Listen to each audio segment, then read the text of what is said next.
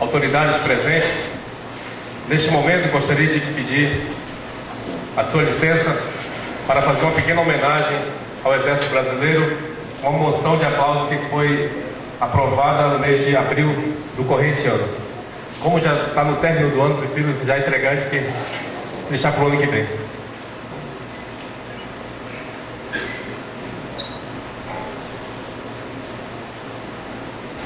Vou fazer a leitura da moção. Câmara Municipal de São Gabriel da Cachoeira, Amazonas, moção de aplauso.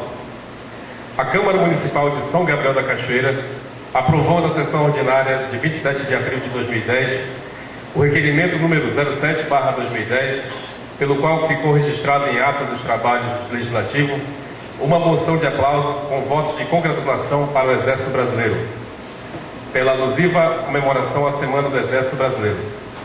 O Exército de hoje continua sendo o mesmo povo em armas de outrora, o braço forte no qual a nação se apoia para garantir sua soberania, manter a ordem e permitir o progresso do país, e a mão amiga na qual a nação encontra solidariedade em todos os momentos. Autora do requerimento, Sulamita Barroso Cardoso, aprovado no dia 27 de abril de 2010. Valmídio Souza Delgado, presidente da Câmara Legislativa, a qual convido a vereadora...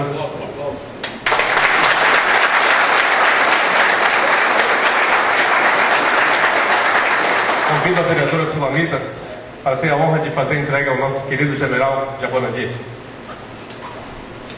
Muita honra e satisfação que eu passo as suas mãos essa moção ao Exército Brasileiro. Obrigado.